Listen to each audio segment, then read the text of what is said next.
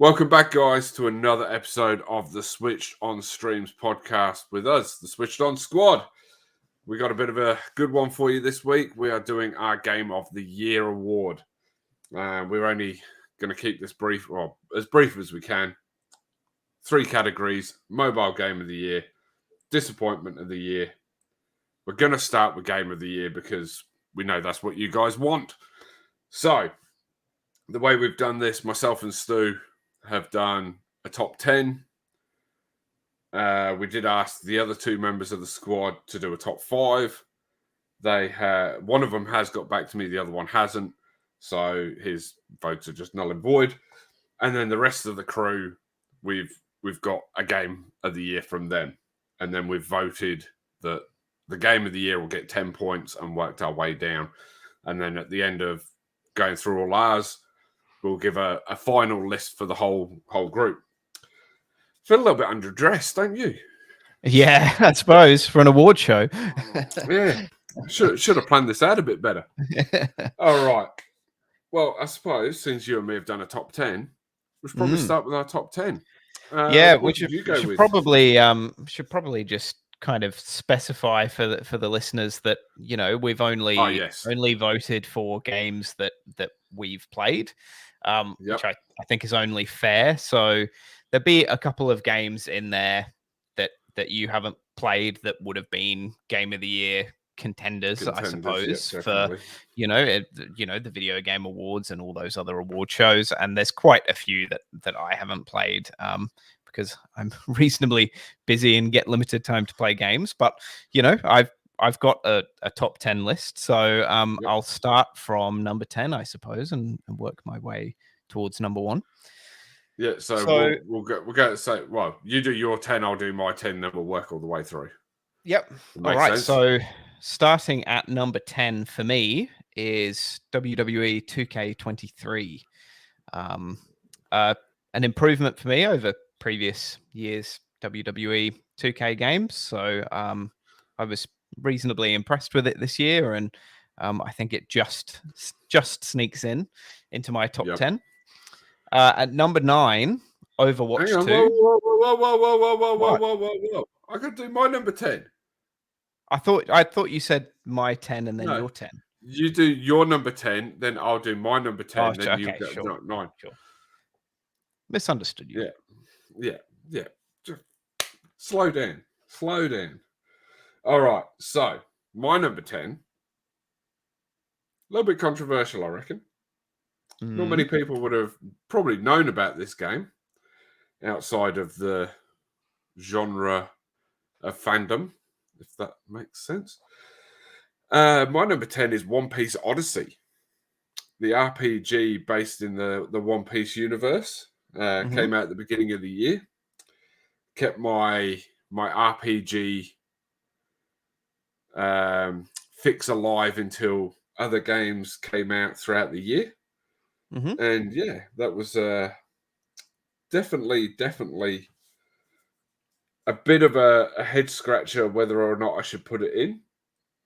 But at the end of the day, I think it deserved it, from my opinion anyway. Yeah. So that was my number 10. Yep. So now I know that what your number 9 is. I think it's quite controversial just because of an award we're giving out later. Yeah, look, Overwatch 2, I think it sneaks into my top 10 because I was not a fan of the first game at all. And Overwatch 2 kept me playing for a few sessions. And I thought those few sessions that I did play, I didn't find too bad. I thought a lot of the range of characters, felt pretty good. They felt like they had a decent range of abilities to use. And I enjoyed myself playing it. It looked pretty good on PC to me. It played pretty smoothly. So, it's not high up, but it does sneak into my top 10 of games that I've played this year. Yeah, that actually surprises me because I know how much you're not a fan of that genre. I think part of the reason that you kept playing so much when it sort of came out was probably more for me. Although I'm not quite sure it came out this year. I think it just crept. Maybe just crept. I've got a feeling it might have been PAX last year. Because I reckon I was staying in Melbourne when we were playing it. Mm-hmm. And I didn't go to PAX this year because they kicked us out last year for having the pram. You could be right. Maybe I've made a massive error. It's not far on the list, so we'll allow it. It would have been after. Surely it would have been after Video Game Awards last year, though. Nah, Video Game Awards are in December. PAX is usually October. Yeah, right. But we'll allow it. It's our first year. Yeah. There's going to be some mistakes. Yeah. My number 9 is your number 10, WWE 2K23. I think this was a great return to form for 2K and the WWE games. It had a few bugs here and there, but not enough that it really turned me off. Mm-hmm. And it was definitely a game I went back to with the untimely passing of Bray Wyatt and did some stuff there with that sort of making a stable with him and going through the universe and having a bit of fun there on that one. So yeah, that's my number 9. So then on to your number 8. Yeah, number 8. I've gone for a game that probably let us down a little bit, but that we did enjoy to a certain extent. Payday 3. Yep. So yeah, with Payday 3, I think we were really eagerly anticipating that. We played a lot of Payday 2, and on launch day, it was all right. We thought it was okay, but we haven't gone back to it many times since. And I think the lack of maps, different missions, is probably a big part of that. Yeah, I know they have added to that. I think we finished all the maps in like 2 sessions. So yeah. So I know they have added a couple of the original or Payday 2 maps recently. So it's definitely worth a shout going back to, especially over the holidays while we've got a bit of time. So yeah, that's a great shout. Didn't make it onto my top 10 list though. Interesting. Which is surprising because I love Payday. But my number 8, maybe a little bit far down, but some of the comments I've said before probably hold true to its placing, and that's Resident Evil 4 Remake. Oh, that's quite low down. I love this game. I think it really does justice to the original, if not makes it better. Mm-hmm. But again, as I've said, I feel Resident Evil Village is a better version of Resident Evil 4 than Resident Evil 4 is, like telling a very similar kind of story. Yeah, that's really interesting. Yeah. I would have expected for you to put it higher, but it's personal opinion. Maybe, but it's been a big year for games. Yeah, and it has. I had to put it somewhere. I've played a lot of games this year, doing this stuff, doing the odd review, finding stuff to stream, and doing this podcast. So that's where it sits for me. I still haven't actually finished it.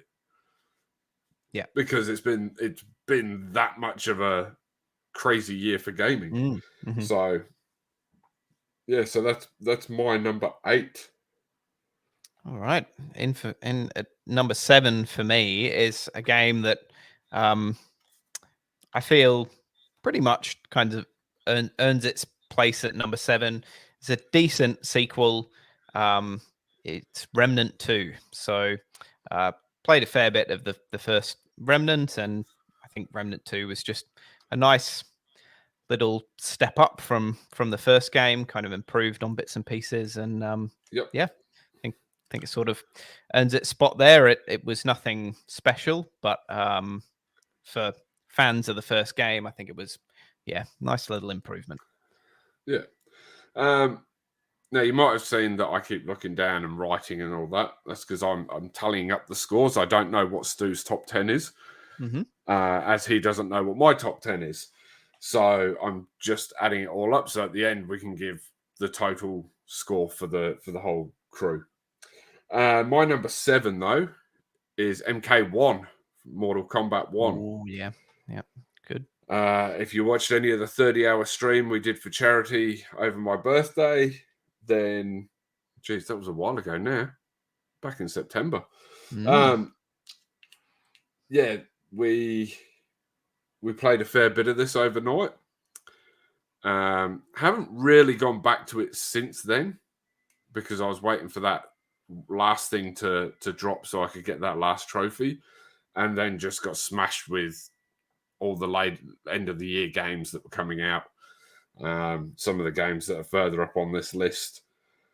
But look, I thought it held real true to the Mortal Kombat style. I thought it was a great addition to the series. I thought the way they played the story after the ending of the last one was excellent. And obviously the way they've then changed things up with getting rid of the crypt and putting the invasion stuff in and all that, I thought was a nice little thing to keep you going. So, yeah. Again, this is one that probably could have ended up a bit higher on my list, but unfortunately, these games that are coming up, they just hold something special in my heart. So, yeah, sure. On to your number 6. Yeah, number 6. We're starting to get up there. So this one is a very big mobile release. I'd gone for Honkai Star Rail at number 6. Yeah, really good game. It's only sort of beaten out in the top 5 by kind of major console releases, I suppose. So I think it's done well for a mobile game to get that high in any sort of top 10. Yeah, definitely. So my number 6, probably unlucky not to be in the top 5, considering how well it's done. But my number 6 is Spider-Man 2. I thoroughly enjoyed the game. I thoroughly enjoyed the story. I love all the little setups that it was doing. But for me, it didn't improve that much from the last one to warrant it going any higher than this. Sure. Despite my love of Venom and Spider-Man, it just didn't add enough and wasn't really long enough for me to, really keep going, right, I want to keep sitting there and playing this. And, I saw, I think yesterday they announced that the new game Plus has been pushed back to early next year because it's not quite ready. And I was like, you know what? I'm not really that fussed. DLC time, that'll be a different story. But, yeah, outside of that, not majorly fussed.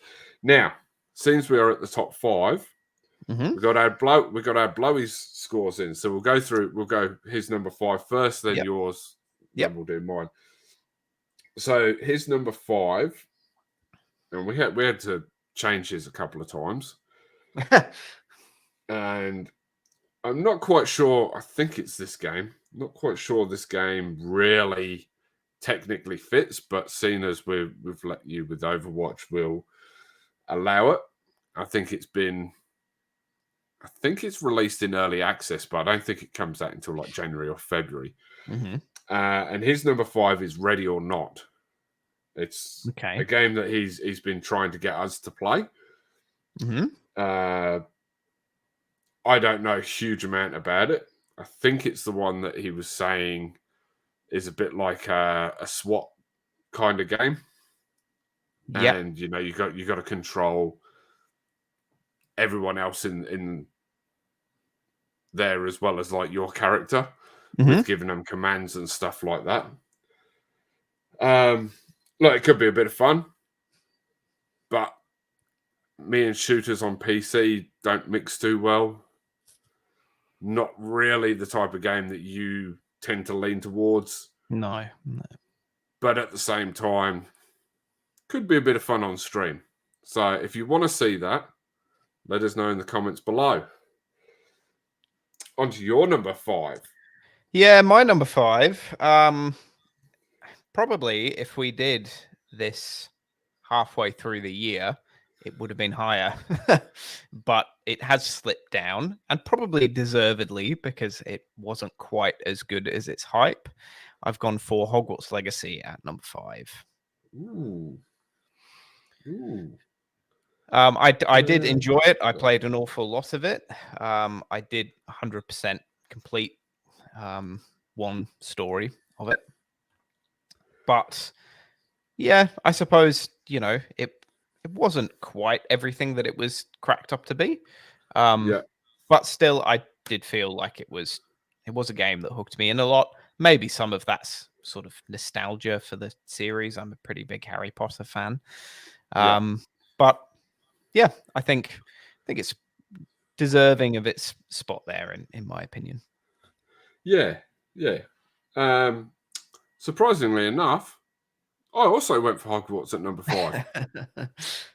I was actually wondering if we'd end up matching up somewhere. And yeah, look, I thoroughly enjoyed this game. I think it was released at a great time. There wasn't much at the beginning of the year, and this came out, and everybody was playing it. The fact it got snubbed for the Game Awards and all that is beyond me. I thought it did excellent. Like, there was people that don't even play games going out and buying PS5s and all of that, and PCs just to play this game. Like, it was huge. I believe there was only one game this year that beat it for sales. So, done pretty well. Yeah. Ooh. I'm tipping. That's a game that neither of us have voted for. Not sure. Well, I imagine you will have voted for it, but yeah, we'll see. Oh, well, if that's the case, it's not what I was thinking of then. I was thinking of Tears of the Kingdom. I thought commercially that was the best game of the year. Look, I could be wrong. My information could be wrong, and maybe I'm just going off. I'm just going off physical copy sales. Yeah, I think for physical disc sales, it was actually number 1, but there'll be a game that beat it by quite a lot for digital sales. So yeah, well, that's a good point. Which I'm tipping, it's been voted for a fair bit.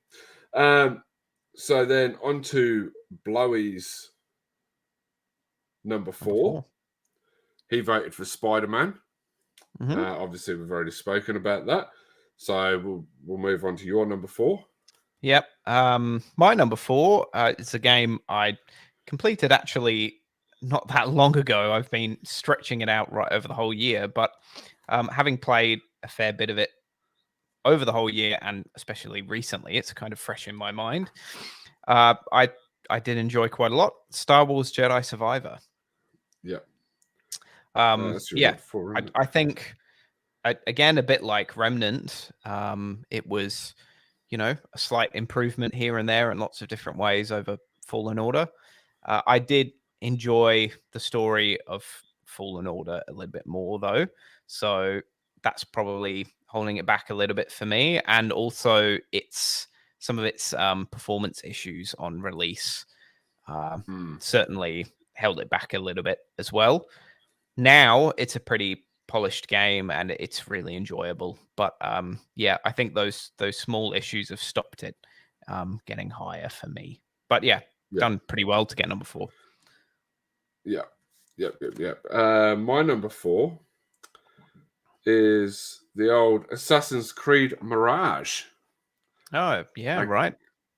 A game that I thoroughly enjoyed, going back to the old style of Assassins, and fighting my way through, finding out why Hassim is the way he is, and has that little bit of skepticism about himself, and finds out a bit about his past and all that sort of stuff that leads him then to doing what he does later in Valhalla. Look, thoroughly enjoyed it. Platinum the game. Couldn't say a bad word about it. Could not say a bad word about it. Really couldn't. But again, shorter game. I do like games that I can keep going back to and keep playing, and not only that, games that I can incorporate you guys into if you ever want to play it. Much like 2 of the 3 games in my top 3. Moving on to Blowy's number 3. He went for Payday 3. He's a big fan of the series, him and his wife Laura, who joins us on our FC24 streams. They're both huge fans of the series. They've go back at least once a week and play Payday 3, so this didn't surprise me at all. Yep. That I don't know what else to say for him, really. I'm not. But yeah, good choice. Your number 3. My number 3. This one is another one of those slight technicalities, although I think this one's, not as controversial, because it received a digital release right at the end of 2022, but it received its physical release in January this year. So I think it kind of counts. It is a next-gen remaster. It's Witcher 3 Complete Edition. I was really impressed with how well the game runs, how amazing it looks on PS5. And as far as I understand, it's a pretty similar story on Xbox Series X. The loading times are super fast, which was one of the big complaints of the release, even on PS4. And yeah, it got me to play the story again. Thoroughly enjoyed it. I was hooked into it for a long time. It stopped me playing Hogwarts Legacy here and there, which is, pretty impressive given it was a game I'd already played. So I thought, it was pretty deserving of a top 3 for me. And, given the problems that CD Projekt Red had with Cyberpunk prior to its big update this year, they did a pretty good job of a polished sort of re-release of Witcher 3. Yeah, no, that's a great choice. I that hadn't even crossed my mind, that game. And it is one that I actually played a little bit of. My number 3 might surprise you a little bit on where this finished. And that's Final Fantasy 16. Ooh. Which quickly became my second favorite Final Fantasy game. Yeah, I thought you might have this a little bit higher. Well, it's a top 3. It's a top 3. I don't think my top 2 would really surprise you either. Yeah. Look, I'm very close to getting the platinum on this game. DLC's out for it now, so I do have to jump back into it.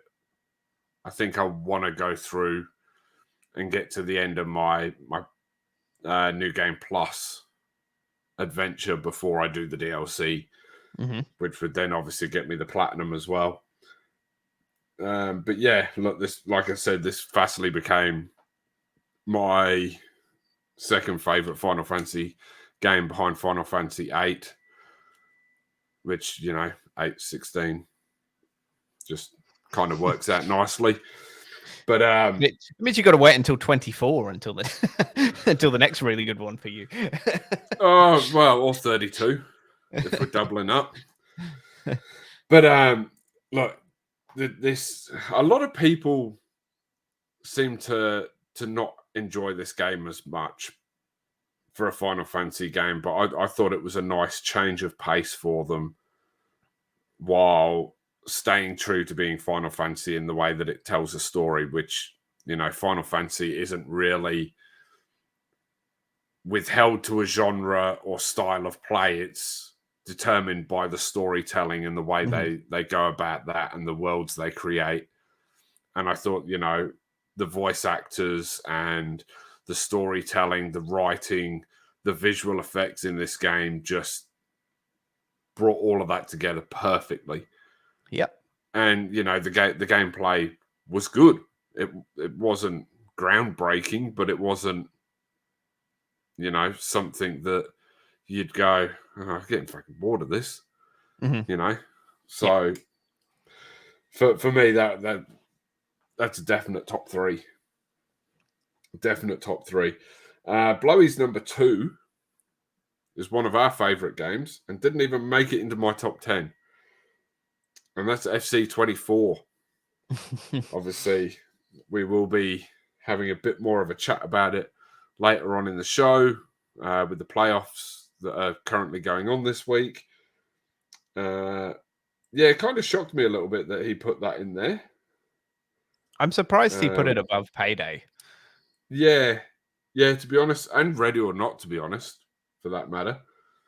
I know he's obviously did chop and change. At one point, he did have it at number 1. So, wow. And then he decided to change it one final time yesterday. So we quickly made that change before today's recording. Mm-hmm. Your number 2. Yeah, look, I can assure you that FC24 is not in my top 10 either. And look, I think the game just had too many issues to sort of be considered, and it's not a big enough improvement over previous titles. Sorry. I almost did put it in my top 10 only for the changes they made to clubs. Sure. Because I really am enjoying the changes we've received and the playoff and the division style of things. But the gameplay side of things does still lack. Yeah, and still a lot of issues that we'll again talk about later on in the show. Yeah. My number 2, one that we've already spoken about, Final Fantasy 16. Yeah, great choice. Yeah, look, I actually haven't quite finished it yet because it is such a long game, and I've had, other games to play and a lot of other stuff to do. But I think it had enough of an effect on me where I thought, like, okay, yeah, this game is epic, and it's definitely going to be a game of the year candidate. So, it's not going to get number 1 for me because it didn't really grab me quite enough to be like, this is game of the year. But definitely a deserved top 2 in my opinion. Yeah, great choice. Again, you just heard me rant on about it, so I cannot fault it. My number 2. Do you want to have a guess at what my number 2 is? I'm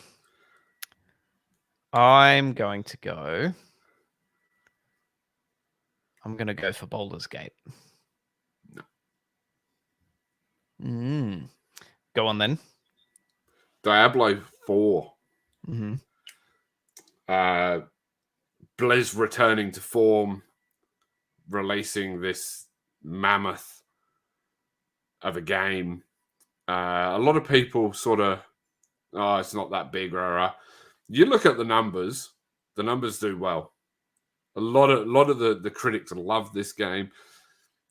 The storytelling within the game itself that then leads to the end game storytelling and the way they're doing their seasons and, bringing in different stories in each season and almost making an MMO kind of feel out of the Diablo universe is fantastic.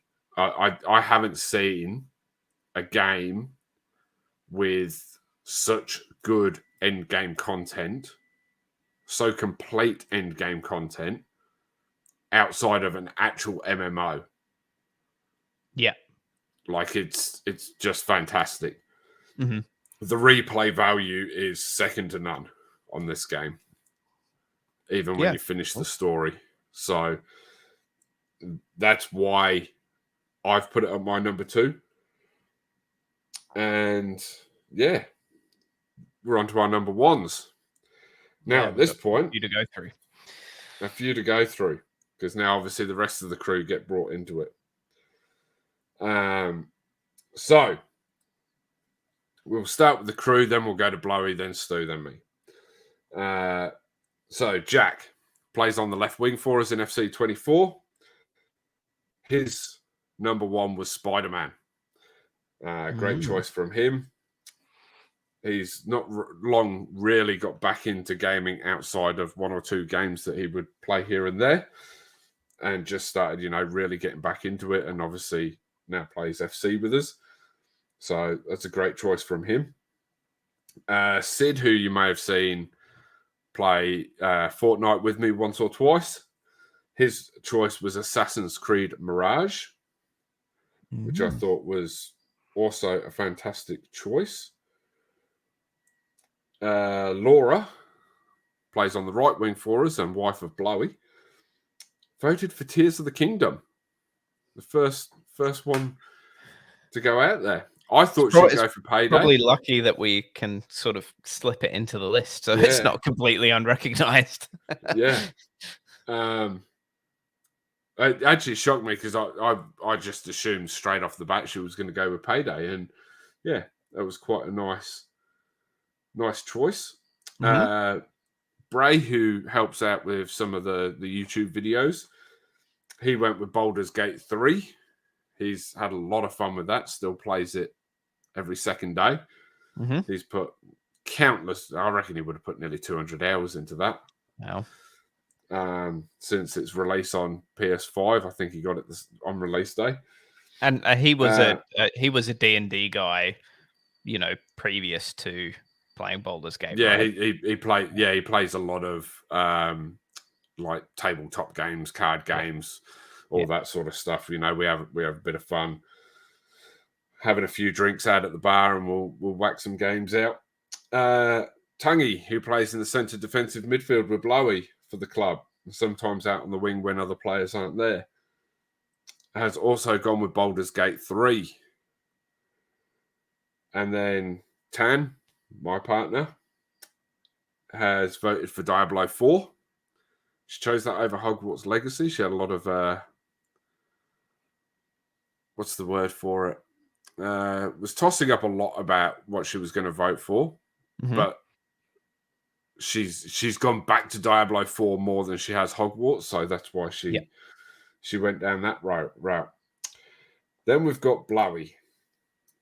Blowy's choice of games sometimes make me scratch my head, but at the same time, Princess, who we didn't get votes for, also raved about this game, and no doubt we'll probably cop some stick in the comments for it. His number 1 was Sons of the Forest, which is the sequel to The Forest from, I think it was 2018. I could be wrong. Again, we didn't play it, so I can't comment too much on that. But again, all those choices, great, fantastic choices. Sorry to any Alan Wake fans out there, but none of us played it. Also, I haven't played the first one, so that's why I haven't dived into it. And I think I'm the only one that's played Starfield, and as much as I want to go back and try it now, I'm still just that little bit I don't think there'd be too many people that would have, that much of an issue with it being left out. Yeah. Yeah, I think we've got more issue leaving Alan Wake out than Starfield. Absolutely, yeah. But anyway, our number ones. Yes. Starting with you. Well, you put this game a lot further down the list than I did, which shocked me. My game of the year is Resident Evil 4. Yeah, I thought you'd go that way. Really thought you'd go that way. Yeah. Yeah. Thoroughly enjoyed it. Yeah. Yeah, look, I can't disagree with how you've done your list at all. Except, it's just not the way I saw it. Yep. For my personal opinion. And obviously for me, Baldur's Gate. It's just I could not put the controller down on this game. I think I slept for 2 hours at a time for like 100 hours while I played through this game. Like, I just could not put it down. I was streaming it. I was playing it when I wasn't streaming. Yeah. I just... And there was so much I didn't do. So much I thought I was doing and then didn't do. Yeah, right. And I went down this path of, like, I wanted to go down the path where, like, just do a gameplay where I basically just killed everyone. Yep. I didn't do that, but I pretty much did that. And I was like, this is quite fun. This person won't let me in here because I haven't done this thing. Oh, well. Solves that. Chop. Oh, look, now I've got the key. A lot of fun. I highly recommend you get it. I think we could have a lot of fun in that game. I do plan to play it at some point. Absolutely. Well, when you do, let's get a group of us together. Let's get a party raid going, and let's just go jump into the Forgotten Realms and smash through a storyline, because I think that would be absolutely amazing.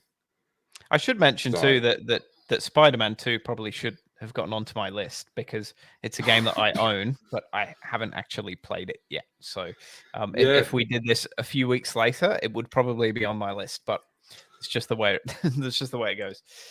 Yeah, and that's fair. We made the stipulation of games that we've played, so that's what we're sticking with. So time to tally up the scores. Yes. Announce our top 10. All right, so they've been tallied up. We had 20 nominations across the way we did things. Now, remember, Game of the Year got 10 points.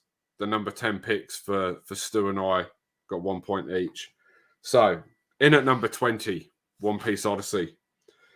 Number 19, Overwatch 2. 18, WWE 2K23. 17, Remnant 2.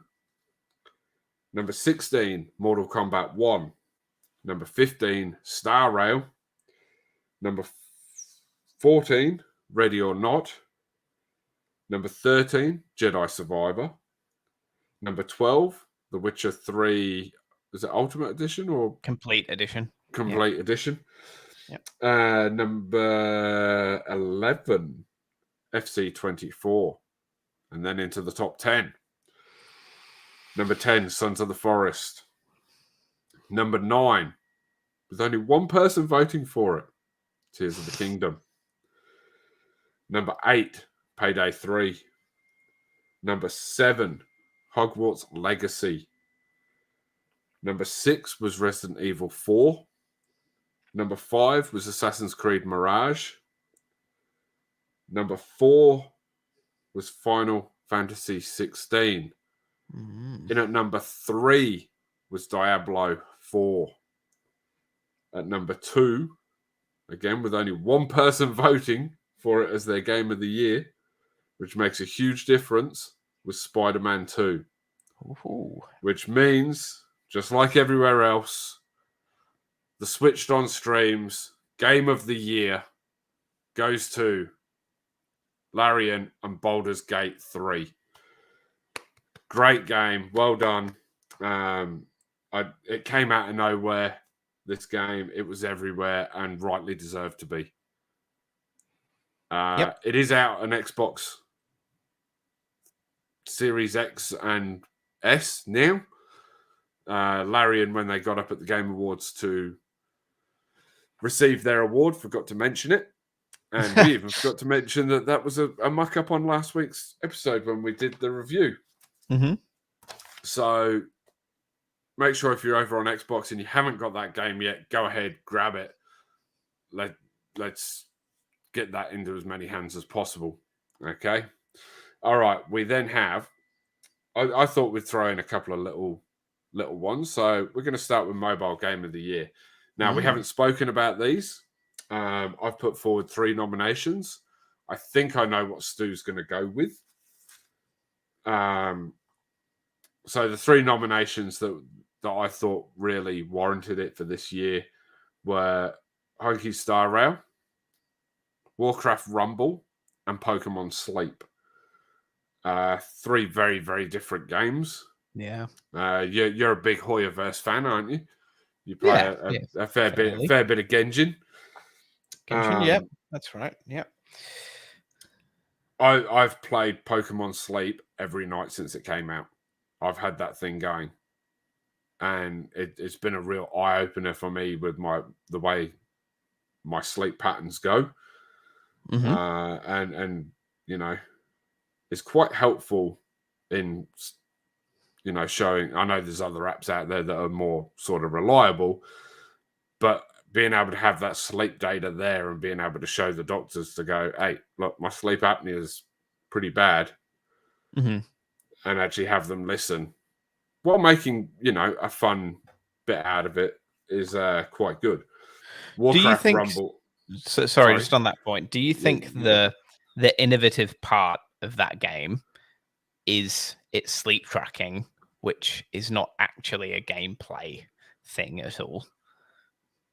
I think the way that they've incorporated into a sleep into a game is very, very interesting. Obviously they're hoarding this data for whatever reason, but look, it's a bit of fun. Depending on your sleep patterns, depending on how much of their 3 types of sleep that you get the most of, depends on how many or what Pokemon come and sleep around your Snorlax, which you then take photos of. Most of the Pokemon have 3 or 4 different sleep styles or positions that you find them in, and then you can feed them biscuits and they'll come and help you and all of that sort of stuff. And then you get berries and evolve them. They get more berries and level them up and all that. And then you can make your Snorlax grow bigger and bigger and bigger, sort of thing, over the week, and then it resets. They have events on. There's one on at the moment over Christmas where you can get a Pikachu with a Santa hat. And he has his own sleep styles and all that sort of stuff. So, and you get like bonus sleep points when it's a full moon and all that sort of stuff, because they've found that during a full moon people sleep less and all this sort of stuff. So and it gives you all these. They give you weekly updates on how everybody that played the game, what the average was, and all that sort of stuff. It's quite interesting to read. The third choice for this was Warcraft Rumble, a recent game that came out that incorporates a RTS sort of little kind of strategy game obviously in the world of Warcraft. In the world of Warcraft, yeah, it just sounds weird. Look, this is a lot of fun. Bringing in guilds. They've got PvP seasons going now where you can get rewards and special things out of that. Raids are coming to it soon. They've already got dungeons in there that you can level up characters in and make them stronger. I have a lot of fun with this. I jump on every day or every 2 days to do Arclight stuff. just to get those rewards. Yeah. Officer in my guild. So big shout out to those boys out there. Yeah, look, but I think I know where you're going because it made it into your top 10. Yeah. Honkai is my choice for mobile game of the year. And I have to agree with you. So mobile game of the year goes to Star Rail. It's a game that captivated me the moment I saw it. I think it was at Gamescom, opening night live, where they came out and announced that it was coming out that day or the next day. Yeah, pretty much. Like I looked at it and went, "Oh wow, this game looks fantastic. I need to get hold of this." Visually stunning. Yeah, absolutely fantastic. What they can do visually on a mobile phone these days is pretty impressive. Yeah, definitely. On to our next one. Disappointing game of the year. Now, I'm going to take one of these nominations off because you put it in your top 10. And I don't quite think it deserves to be on there anyway. Sure. We'll replace it with the one that you spoke of before. So for this, we nominated a few games. Obviously, there was the Lord of the Rings Gollum game, which that game looked terrible when it came out, and yet it had so much promise in the build-up. Skull Island Kong, what the hell was that? No idea. Those graphics were like something from PlayStation 1 running through PC and next-gen consoles. Like, what? Really not great. Why are these games getting released? Like, surely you sit there and look at that and go, something's not quite right. Another fall from grace for Bethesda in Redfall. That game really did not hit the mark. Yep. Again, it was a game that had so much promise. It looked great in all the trailers that they released. It was one that I tried to get you guys to play. I was like, it comes out today. It's on Game Pass. Get it. Rah, rah. I jumped on and played it, and I immediately sent a message into the group and went, don't bother. Yeah, I had already downloaded it on my PC, and I deleted it before I played it. Yeah. It was so bad. So clunky, like just didn't look anything like what they said it was going to. This one wasn't really expected to be much, but at the same time, it really wasn't anything. And that's AEW's Fight Forever. You know, when you get your player pool down to 14 on the day that you're releasing a 30-man battle royal mode of the game, really isn't great. No, really isn't great. Yeah, look, it was a game that people expected to be not great, and it was even worse than people expected. So, yeah. And you know, I've seen posts yesterday about things that are being found in the game that nobody had discovered yet because just nobody was playing it. Yeah. This one's a bit high profile, and that's Modern Warfare 3. And that's for its just sheer lack of campaign. What were they thinking? Yeah. I mean, literally, the new God of War DLC that is free, Valhalla, is longer than the campaign for Modern Warfare 3. Yeah. It's clear to see that. And that they wanted $120 for the standard edition of that game. Yeah. Crazy. No. It's clear to see that, you know, they're favoring their multiplayer base, which is obviously where the numbers are and where the money is, first and foremost. But the fact that they neglected that campaign so much given that the campaigns of the first two were pretty good. Well, I thought a good deal longer. I thought the second one was short. Yeah. And really was a bit. It didn't feel like a a Call of Duty game. Yeah, sure. Yeah. It felt very weird. But that was still a good deal longer than number 3, right? Yeah. Enjoyable, but just weird. Mm-hmm. And then this game, I think, has to be my nomination and my pick for Disappointment of the Year. And that's a game that hasn't released yet, but did release into open access or early access a couple of days ago. IGN, I can't remember who the reviewer was, but IGN gave it a 1. And the reviewer's exact words were, "This is the worst game I have ever played." The company that made the game shut down the very next day. The game was taken down off Steam, and refunds are being issued if you request them. And that is the game the day before. It just, if your company shuts down when people have pre-ordered your game and, you know, bought into their early access and all that, yeah, you've made mistakes there.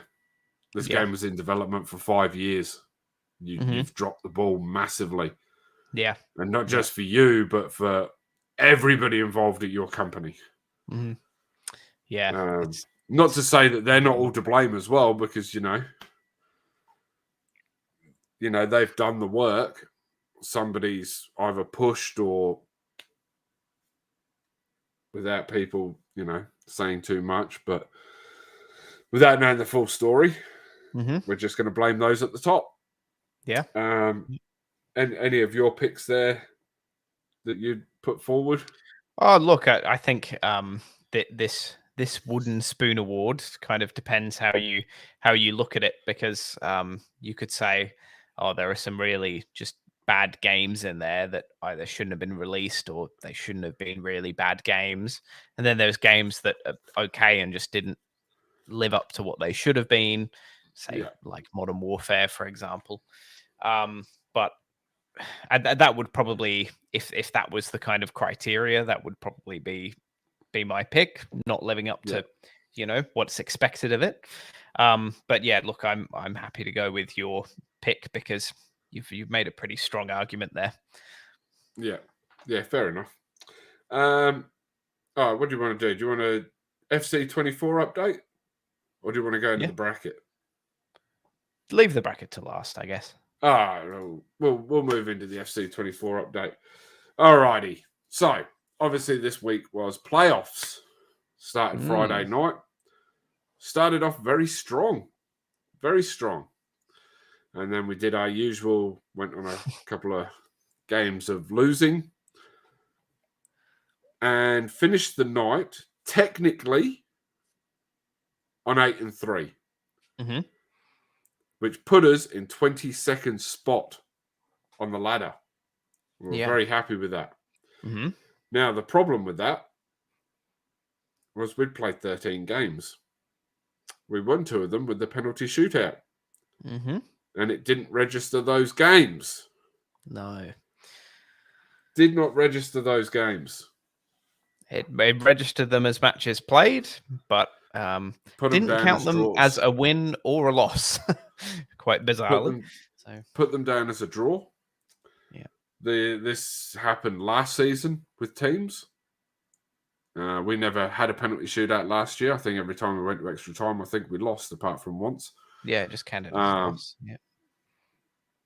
But yeah, so it doesn't seem like EA's fixed this. Looking at the forums, a lot of people are having this issue because we can see when it glitches, the goal difference and everything goes all out of whack. We've seen a lot of teams have this issue, but nobody's reporting it. So if you're watching this and you have that issue, go report it. Go on that forum, because EA won't fix it unless they see multiple issues with the same thing and people upvoting the ones that are already there. So get on there and get that done. On that point, it's a really poor customer support system. Oh, 100%. 100%. Really, really, really poor. Yeah. Because someone can have a really big game-breaking glitch that is just that only they've had, but is something that they should get some sort of compensation for. And then there could be a really small issue that lots of people have that doesn't really need to be fixed. Then that gets heaps of attention from. And that seems to be the issue. A lot of everything that was getting hot, I think you had to get over 50 XP or 50 upvotes. Then it sort of gets this little outline and everything, and that's what they seem to be looking at. It all seems to be Ultimate Team stuff.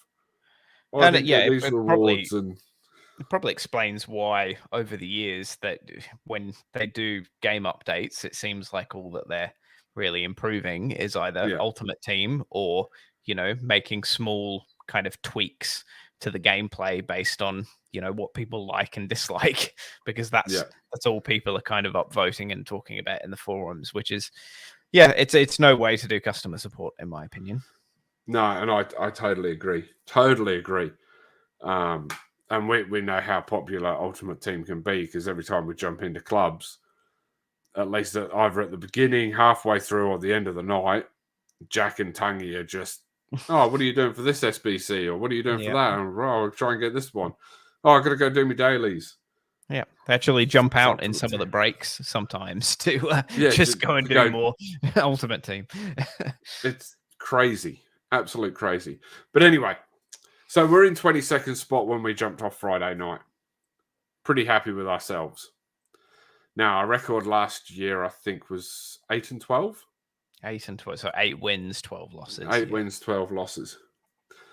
So we're already on our 8 wins. So we're pretty happy with 3 losses. Shows an improvement. I think overall we finished 16,000th last year. Yeah.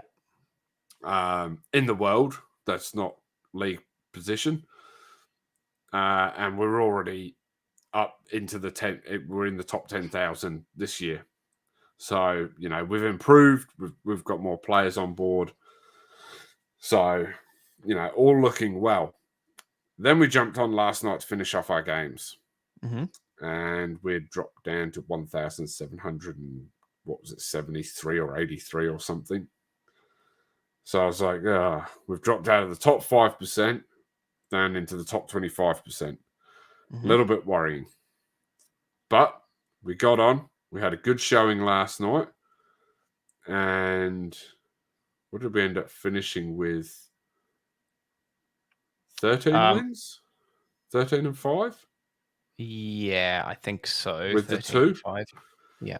So that's a massive improvement. Yeah, so it might have been 12-6. Yeah, it might have been 12-6. So yeah, it should have been 14 and 6 or 15-5, depending on what it was exactly. But it's a big improvement on last season. There's no doubt about that. I think when we logged off, we were 603rd or something like that on the ladder. So it put us in the top 10%. I'm expecting us to drop out to the top 25. Mm-hmm. But I'm just hoping for that trophy this year or this season. Even if it's just bronze, it's a trophy. Yeah. So we can put up in the stadium and show off. And, obviously we want that 10%. There's a big jump in the fans that you get, which will be a big boost towards getting to the next rep level. So we get those 88 rated AI players, which will be handy. But yeah, don't forget to join us on Friday nights, either here on YouTube, which we stream to live, or over at twitch.tv/BrennanHoof, and occasionally, when he feels like it, twitch.tv/Pomster_gaming. I still don't know, with Blowy streaming as much as he does, why he doesn't stream Friday nights with FIFA. Yeah. It just baffles me. Who knows? Absolutely baffles me. All right. Let's get this over and done with. moving on to our 2012 bracket. Now, we didn't talk about this before the show. We didn't talk about this before the show, so I'm not even sure if you've got your pick done. I thought it was 2014. So I really? picked the game 2014. So. What the? Where do you think that? We did 2011 last. Yeah, 2011 last week. So we did Dead Island and Arkham City. Were our choices? Because I had 2013 looked up on Wikipedia, but I must have been looking at it for something else. So I've just gone, that was the last year that I've had open, so it must be 2014. Yeah, 2013 was when we were looking at when certain games were releasing to pick an earlier one to see certain timelines, because we didn't want to pick too many in the same series. Give me just a second then, and I will pick one. I will do my pick, and we'll do the honorable mentions afterwards. So my pick was Diablo 3. Obviously, Diablo 4 isn't going to come into the timeline of this bracket of us doing this. But I put a lot of time into Diablo 3. I still sneakily go back and play a little bit. I was still playing Diablo 3 up until, June this year. What are we up to? Season 28 or 24 or something. Still doing a lot of work in there. Still trying to get the platinum on that game, which I think, time's starting to run out for me on. But I'm still going to try and get there. I played it from launch on PC. Oh, excuse me. And then ended up buying it bundled with Diablo 2 on the PlayStation. I think I got it bundled with an expansion on release for World of Warcraft on PC. Like, it was just some craziness. But yeah, look, thoroughly enjoyed this game. Played it for 11 years up until this new one came out. Really disappointed they got rid of the Demon Hunter as a class for the new one, because I that was my main. You basically could just solo everything so easily. There's certain skills that you could get that used your hatred, which is like your mana. But at the same time, if you set certain companions with yourself, it topped your hatred up enough over time that it just never ran out. Yep.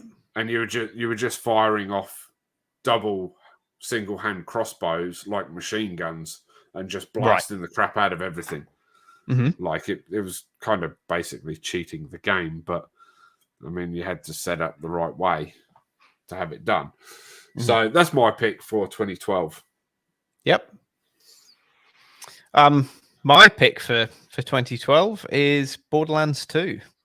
A game, that fantastic game. Sort of, I suppose this series is, in some ways, it's I wouldn't say maybe not redefined a genre, but started its own sort of first person shooter genre. It's very unique, art style and comedy style, and we played heaps of its DLC, Tiny Tina's Assault on Dragon Keep as well.